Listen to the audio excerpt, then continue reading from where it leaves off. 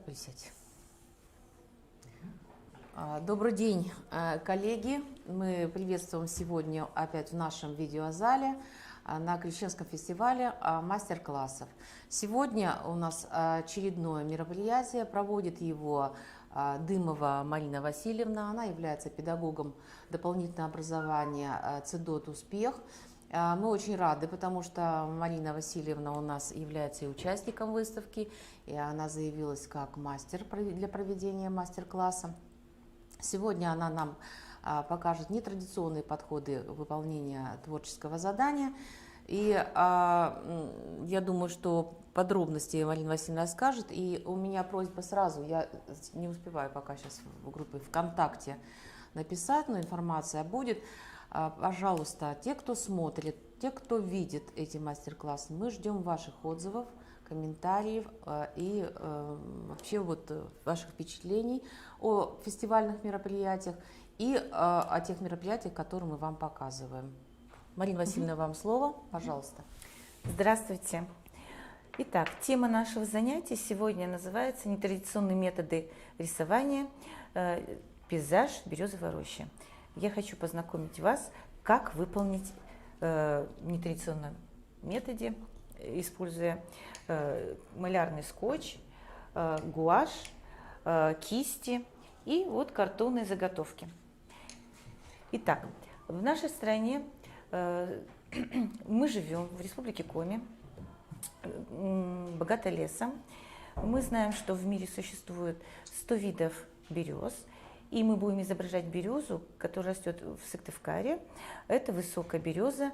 Она имеет стройный, прямой, единичный ствол, покрытый корой белого цвета.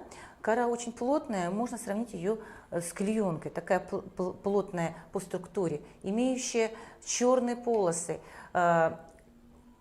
которые имеют рыхлую форму. Сквозь эти черные полосы проникает дополнительно березе жидкость и также кислород. Эти полосы называются чечевичкой. У разных видов берез форма ветвей тоже разная. Есть свисающие ветви, есть такие вот более прямые. У молодых берез темного цвета, практически, можно сказать, похожи на черный цвет ветви. У более взрослых берез ветви будут также похожи, как и на ствол, белого цвета с черными полосками, которые называются чечевички. Конечно же, у березы есть листья небольшой формы, схожи по форме сердечка с заостренным концом и такими ребристыми краями листа. Осенью листья у березы желтоватых оттенков. И вот сейчас мы с вами попробуем изобразить березовую рощу таким образом. Мы будем показывать часть берез вот так.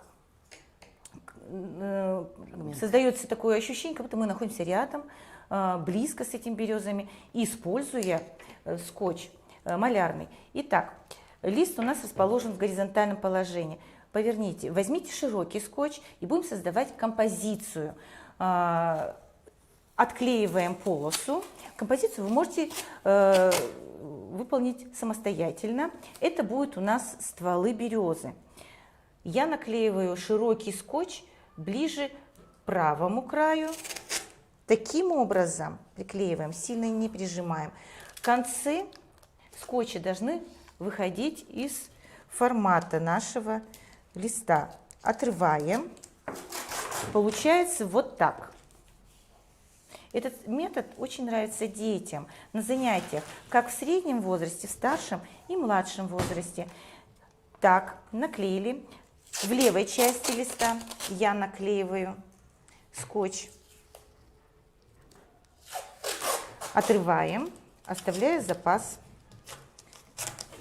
скотча.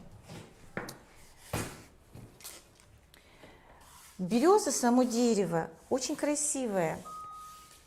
Живет более 100 лет. Высота березы достигает у некоторых до 46 метров. Береза является символом России. Вот у нас получилась вот такая заготовка. Есть у нас средней ширины скотч. Я его наклею в центре листа. Вы можете в другом положении. Березы ведь не как карандаши ровные такие, да, стоят, могут быть наклонные. Наклонились. Так, вот мы здесь видим. И тоненькие, это молоденькие березки, я их наклею под наклоном. Здесь у нас будет наклон ствола березы. Вот стволы будут у нас.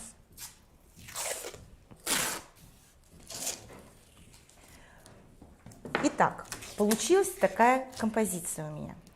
Что она дает? Под скотчем, вот когда мы наклеили, не будет проникать гуашь.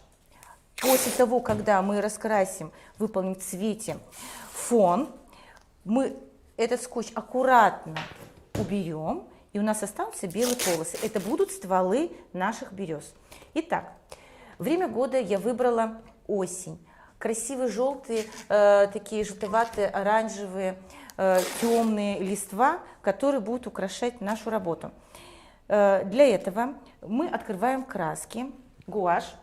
Цвет неба выбирайте самостоятельно. Оно может быть и серым, может быть фиолетовым, черным, голубым, любым цветом, кроме белого. Итак, если у вас палитра, вы можете здесь смешивать. Значит, обмакиваем в воде, промываем кисть, убираем лишнюю воду, набираю гуашь. Будьте аккуратны с красками. Я всегда детям рассказываю, что после использования краски одного цвета хорошо надо промыть кисть, вытереть салфеточку и набрать другой цвет чистой кистью, чтобы не запачкать другой цвет. Итак, начинаем выполнять цвет неба. Я взяла голубой, закрашиваю вот такими мазками. Вначале здесь можно дорисовать горизонт ниже середины листа. Можете в середине листа, вот до этой линии. Значит, конечно же, надо использовать закон воздушной перспективы. Что это такое? В верхней части листа будет у нас более насыщенный цвет неба нарисован, к горизонту более светлый. Для того, чтобы получить более светлый, мы добавляем в палитре белила. Таким образом мы покажем глубину и даль в нашей работе. Так, я сполоснула кисть, вытираю, набираю белила, перемешиваю с голубым и начинаем к горизонту осветлять фон. Можно мазочками, можно вот такими горизонтальными линиями.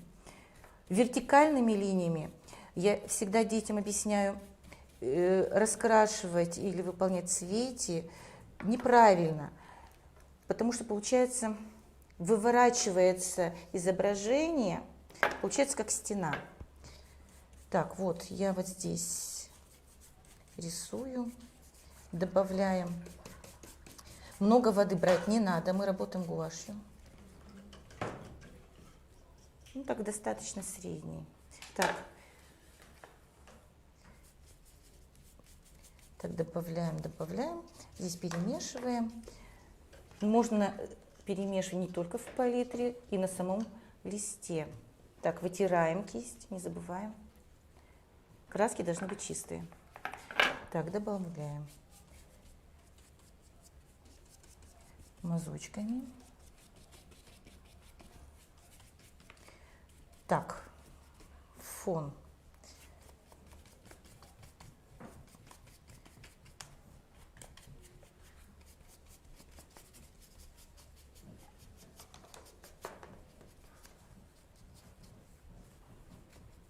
Так, выполнили. Споласкиваем. Убираем. Можете выполнять, добавлять розоватые оттенки, фиолетовые оттенки. Самостоятельно. Так, я разбелю. Ну, то, что свойство гуаши кроющее, да, то есть да, не можно надо бояться. И вот можно перекрывать поверху можно перекрывать много вот раз, эти да. все полоски, не бояться перекрыть полоску. И, в принципе, в самом деле Очень можно- удобная работа гуашью.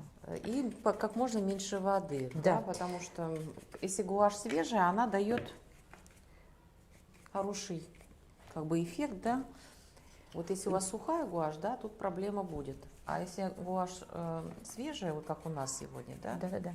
то Дети она- очень любят работать гуашью, потому что если где-то у них получилось не так, как хотели, можно перекрасить, перекрыть другим цветом. Так, практически вот у меня вот так получилось небо. Вечернее, скорее всего, больше темное.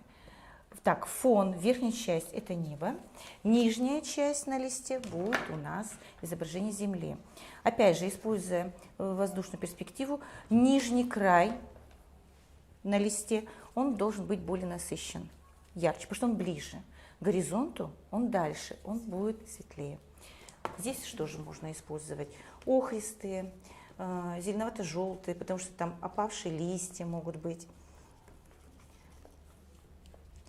Так, с белилами перемешиваем.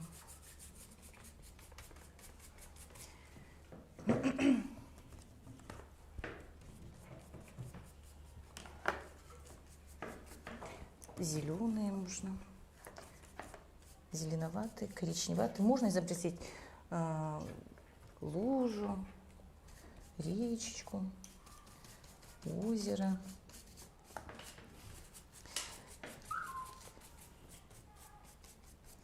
Так, коричневые оттенки. То есть практически нам понадобится вся палитра, вот этих Вся 6 палитра, цветов, да. красок, если у нас... Если у вас нет коричневого цвета, вы знаете, что зеленый, соединив красный, мы получим коричневый оттенок. Можно Можно так добавить еще и чуть-чуть черный. немного черного. Очень, Это тогда будет Очень другой деликатное оттенок, деликатный, добавление черного может дать очень красивый, хороший да, эффект. Да. фон. Очень деликатное, когда вы очень деликатно показываете это все, это будет очень красиво. Так, ну вот у меня получилось, по крайней мере, вот такой фон.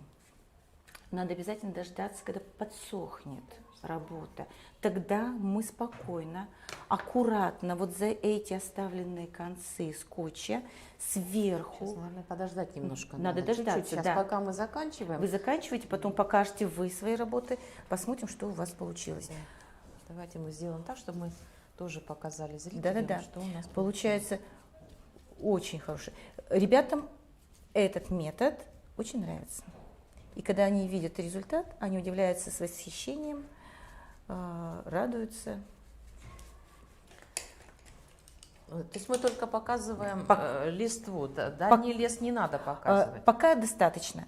Самостоятельно вы можете потом дальний план показать. Мы просто здесь хотим показать вот метод вот этого рисования нетрадиционного, как использовать малярный скотч, и я покажу, как выполнить вот эти интересные черные полосочки, чечевички, чтобы они были более реалистичны в изображении на рисунке.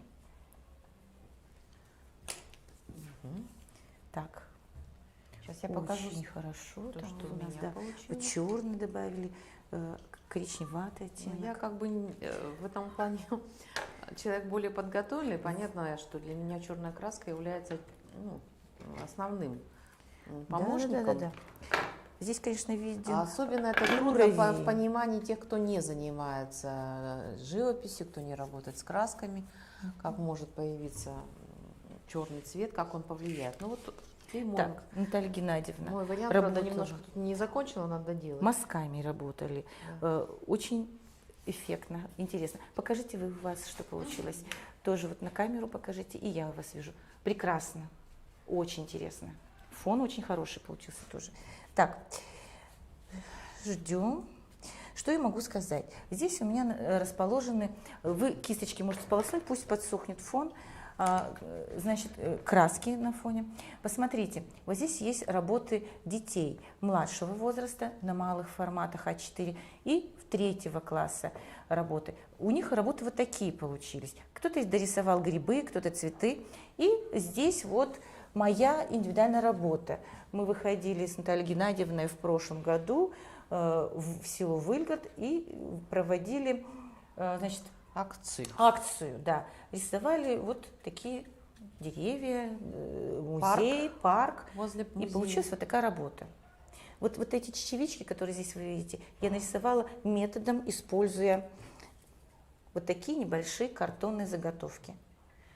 Сейчас мы с вами тоже посмотрим. Конечно, здесь мы видим объем березы, свет и тень. Вот в этом варианте, который я показываю, можно просто попробовать, не изображая свет и тень, попробовать, вот как получится с чечевички. Итак, что-то нам Она должна подсохнуть. Да, потому Немножко что может, наверное, вот проблема, так потрясти. надо сказать, Марина Васильевна, Да-да-да. какая проблема может возникнуть, если мы будем снимать вот эти Может скотчи, быть, обрывы, да, бумаги. Могут быть обрывы бумаги.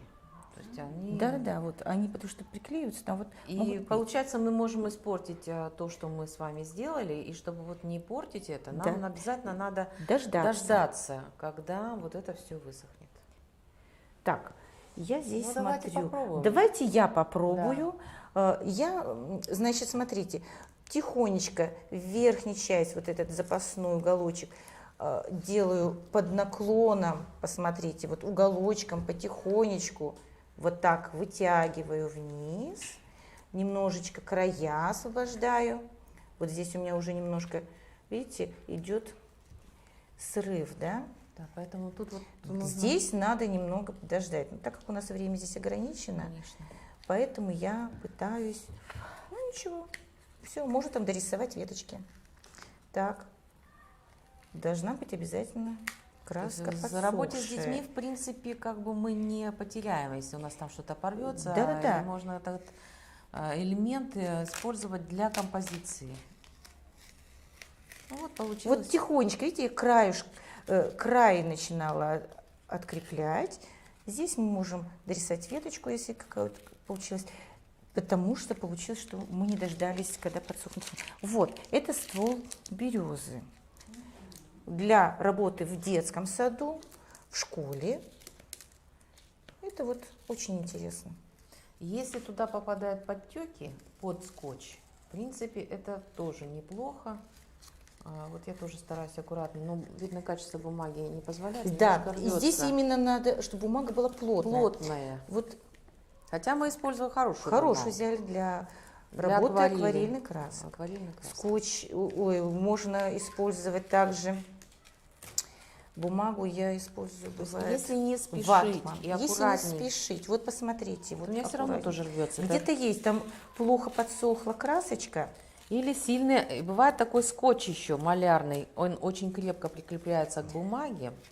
Это есть более легко крепится, есть очень плотно крепится.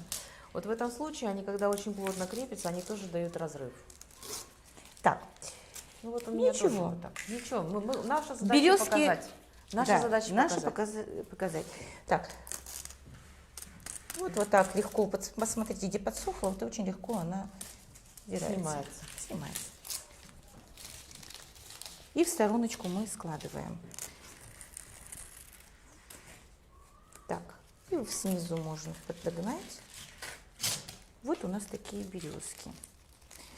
Видя вот этот результат, первичный хотя бы, да, у нас дети с восхищением издают звуки. Получается вот такая композиция. Вау, красиво, интересно. Хорошо, сейчас нам понадобится как раз вот эти картонные заготовочки. Они должны быть плотные. Берем кисть, можно поменьше размером, черный цвет, черный гуашь. Смотрите, надо держать, значит, близко к краю, короткому, пальцами. И вот на обратной стороне провести черную линию, гуашь. То То есть полосочку такую черного цвета достаточно. Так, складываю. И начинаем. Если вы работаете правой рукой, левая сторона вот этих наших стволов нарисованных, мы начинаем работать по левой стороне. Если вы работаете левой рукой, значит вы выполняете вот это задание по правой стороне вот этих выполненных, значит, стволов. Так, я прикладываю, вы сделали, давайте полосочку. Вот этой полоской и краем. Какой вот стороной? Любой. Узкой любой. Широкой тоже нет, можно, да. Ну, наверное, пока узкой попробуем. Потому что стволы не очень такие у нас широкие. Так, смотрите. Прикладываю этой полосой к краю. Вот так. И резко вот так выдвигаю вперед. Видите, у нас получаются такие чечевички. Потом промежуток оставляем. И еще раз. Можно добавить снова красочку, потому что краска подсыхает или заканчивается. И вот таким методом, вот мы полосочку черной гуаши добавляем и прорисовываем вот такие черные элементы. Чечевички. Вот оказывается, я думала, не просто это красота для березы, а через эти элементы береза получает дополнительный воздух, питательные вещества, воду, потому что они рыхлые по структуре. Так, можно еще вот пожиже. использовать. Вот так, да. Можно использовать еще торцевой. Вот когда вы Можно, возьмете да. торец. Торец дает вот такой. Узенькие. Узенькие Наталья Геннадьевна полосочки. еще добавила, спасибо. Вот это мы тоже можем воспользоваться. Так, по одной стороне начинаем вот так делать. Получается очень интересно, реалистичные такие стволы.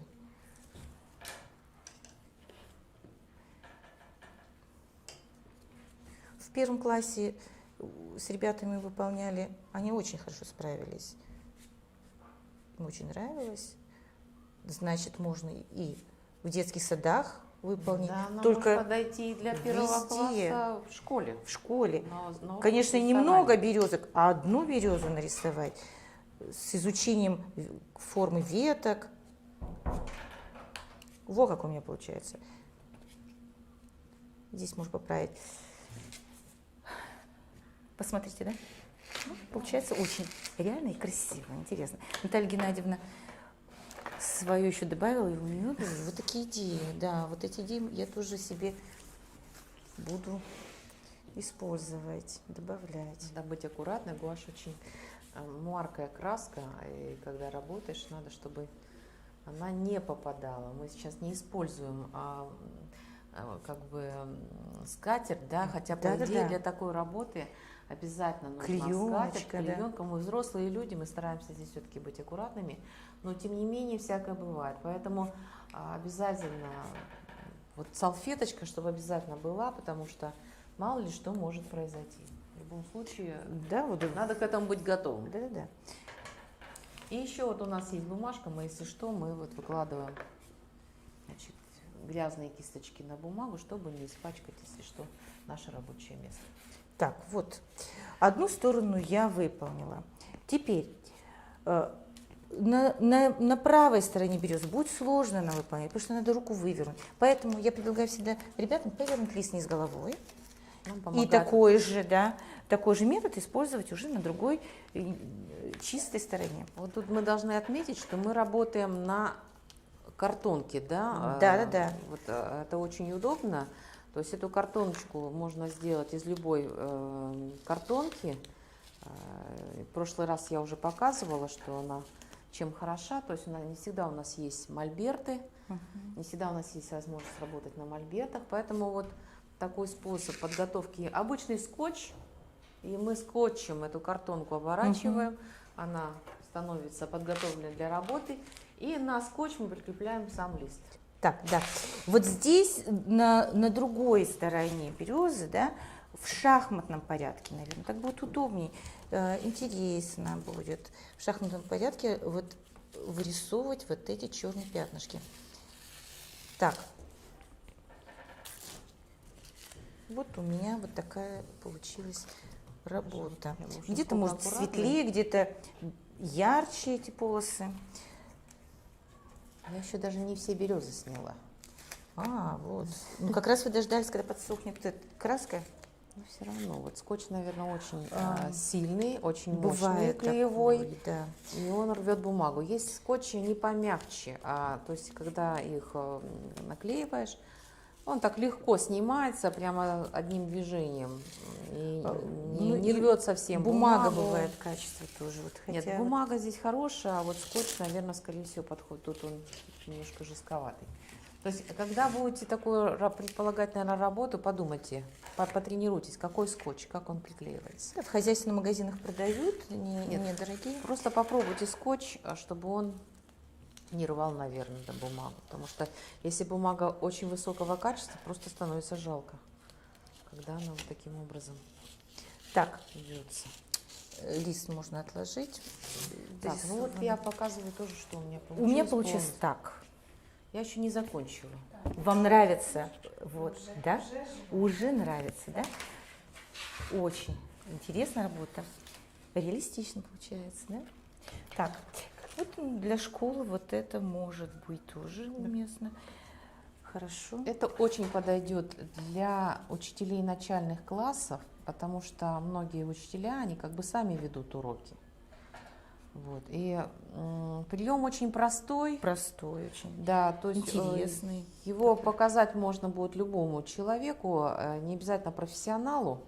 Вот на что мы, собственно, и делаем акцент, что такая работа, она может быть сделана не только профессионалом, а любой человек, более-менее желающий что-то поизображать, он может показать, как это делается. То есть очень вот такая приятная, интересная работа. Нет, вот очень интересно. Увлекательно так. Хорошо, вот как раз у нас фон подсох. Так, и, наверное, что-то еще будем делать, да? Ветви, листья, траву. Угу. То есть после того, осенью эта трава тоже имеется, она более такая желтоватая, уже измененный цвет. Так, пока вы рисуете, я беру кисть потоньше. Я оговаривала то, что, значит, у молодых берез ветви темный, практически черный цвет, я беру черный гуашь. И ветки могут быть висячие, вот такие свисают, и стоя. Так, я рисую здесь ветку, основную, маленькие. Вот я бы обратила внимание, как вы рисуете ветки. Как вот сделать так, чтобы они были похожи на веточки. И как их лучше нарисовать, чтобы было они... Я вот, бывает, рисую от ствола вверх. Тогда будет у нас тоньше. Как будто она растет. Кисть, она растет, да. Вот так. Потом еще добавляю веточки, пересекаются. То есть там не может быть одна веточка, их Там может быть много веточек. То есть если мы посмотрим вот на, собственно, здесь фотографии, да? Да. Можем увидеть, что ветки берез, они пересекаются.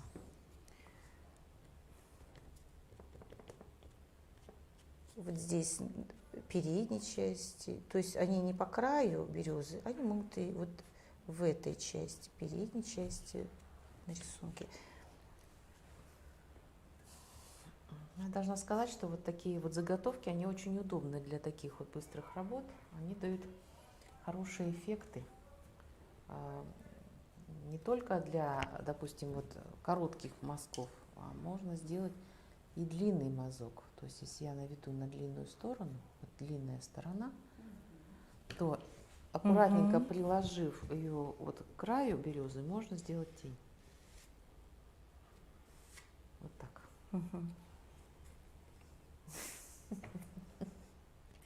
Вы сейчас столько способов узнаете, да?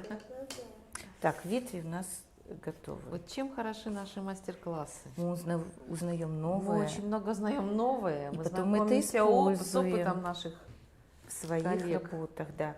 Так, пока вот я нарисовала ветви, И можно веточкой вот эту вот. можно тоже, да. Вот этой, Вот Наталья опять же, как Геннадьевна, я вам опять же, показываю, боковой точно частью, таким же да-да-да. приемчиком, если вы на боковую поверхность. Я тоже сейчас вот эту А, идею вашу вы- попробую Да, тоже. если вы возьмете вот так, Краешек, нанесете да, вот красочек, здесь. можно даже не один цвет, можно немного синенькой добавить, не только черную краску. И вот, вот нанесенная вот таким образом краска, и мы его прикладываем и аккуратненько получается, да. поднимаем вверх. Вот видите? Вот так. Мгм, тоже может быть. Так, ветви я нарисовала, пусть подсохнет черный гуашь. Опять же, если мы работаем в альбомах с детьми или на планшетах, можно перевернуть лист, взять чистую кисть, тоненькую, Получается и вот такой. попытаться изобразить. Очень хорошо.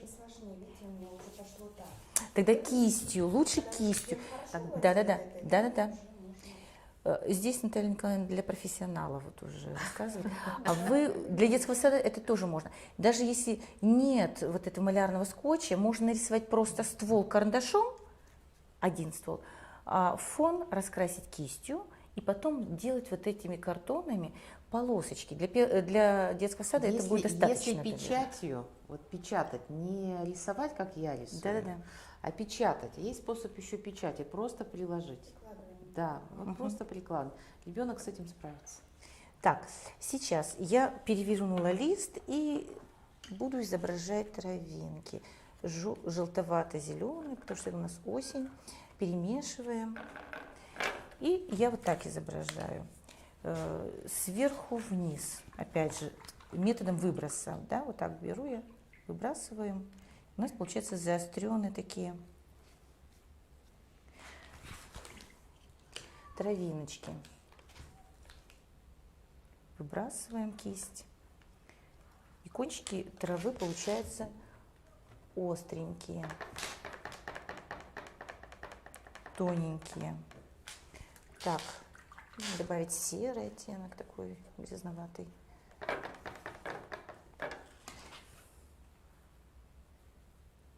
Дети добавляют грибочки, ягодки в свой пейзаж. Здесь можно Много что чего, угодно. да. Можно птичек нарисовать. Птички можно. рисуют, да-да-да. Вот это. Так, вот траву вот так я всегда ребятам объясняю. Так будет ближний план, который более четкие линии.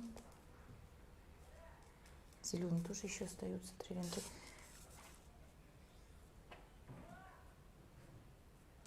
Вот так.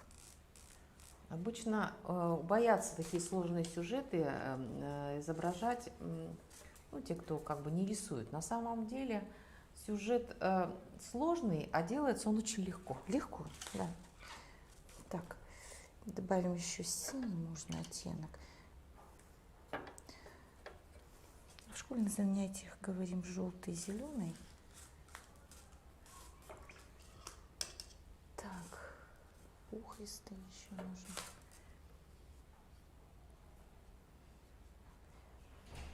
Особенно хорошо, когда дети только начинают входить в область изобразительного творчества. И вот такие эффекты, они позволяют рассказать ребенку, что, оказывается, рисовать это не так сложно, что этому можно научиться, что каждый раз может получаться что-то оригинальное и нестандартное. Ну вот я тоже нарисовала все берез. Так, вот у меня получились травинки на первом плане. Так, Желтовато-зеленые, такие охристые. я тоже не использую вот у меня я вот не такая использую получилась. зеленую краску вообще. Ну, это профессионалы, да, в школе-то все равно у нас ребята. Ну, Я хочется, помню, хочется им. хочется Просто они не добавить поймут, да. все цвета. Так.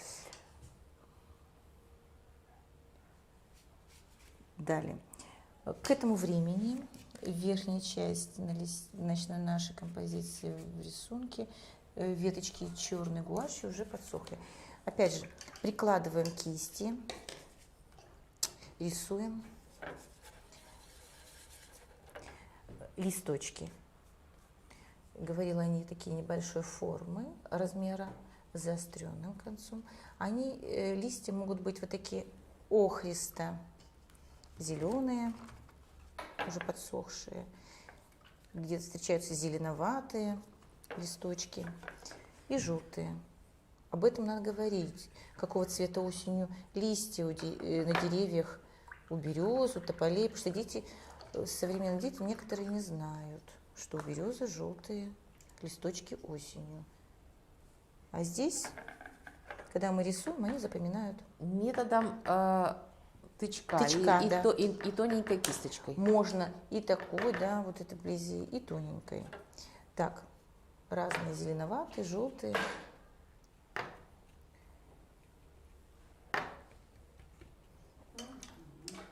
Краска сошлась. И тогда мне что вот ребенку сказать?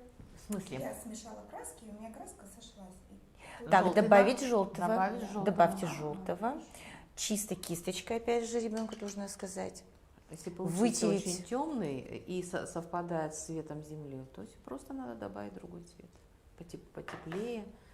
Можно оранжевый добавить, если есть краски оранжевые. Можно добавить просто желтого. И еще один вариант Да. есть. Можно добавить белый. Да, вот это я тоже хотела объяснить. Белый всегда осветляет. Он всегда осветляет. Так, желтые, ярко-желтые у березки, золотые.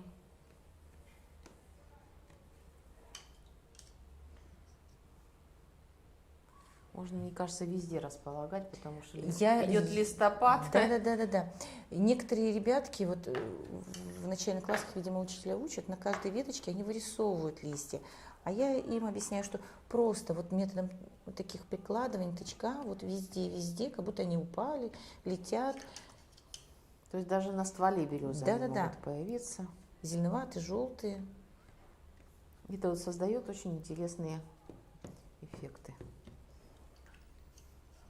Так, опавшие листья тоже. Опавшие, наверное, немножко светлее надо брать, да? Там Можно, не да. смешанный цвет, а чистый Так, вот цвет. здесь у меня вот так много листиков.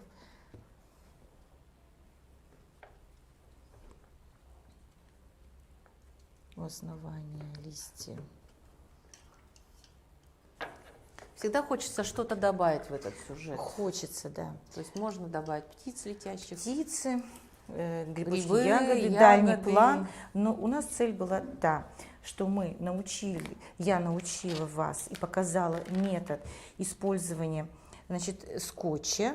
И вот этими картонными формами мы нарисовали вот эти полосочки. То есть метод очень интересен. Дети восхищаются, удивляются, им нравится. Этот метод можно использовать как и в среднем старшем возрасте, и в детском саду. Получились вот такие работы.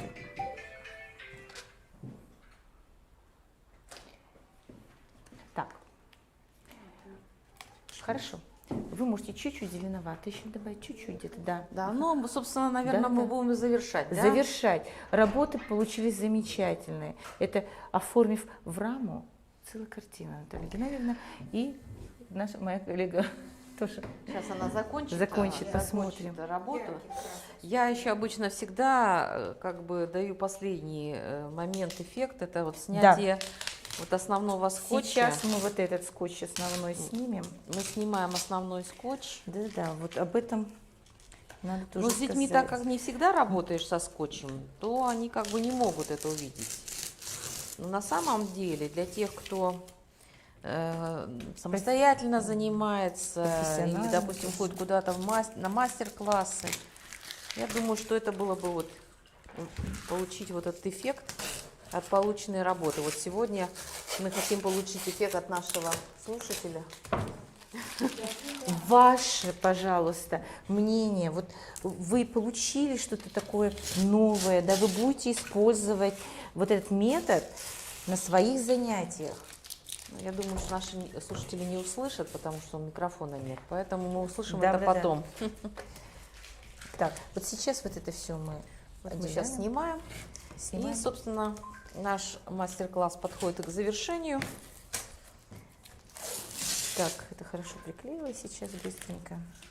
Так, должны сказать сразу, работа с гуашью грязная, поэтому, когда вы готовите такие мастер-классы, предусмотрите моменты, чтобы у вас все-таки не было грязи. И вот у нас все убрано, чисто, у нас столы чистые. И вот у нас, Сейчас, Марина да. Васильевна, мы показываем свои работы. Я сейчас, да, вот эти сейчас работаю верхнюю часть. Так, у нас остался, значит, Как всегда, рамы мы ждем получились. ваши отзывы, комментарии в группе ВКонтакте. Сейчас нас- еще одну коллегу мы подождем. Вот, она тоже сделала, очень замечательно у нее Подойдите получилась сюда. работа. Вот, посмотрите, все. Замечательно. Так, желаем вам успехов творческих, приглашаем к выполнению такой же Да, да, работы да. и используйте эти методы в своей практике. Спасибо большое. Спасибо большое. Мы завершаем. Завершаем. Спасибо большое. Как хорошо, смотрите.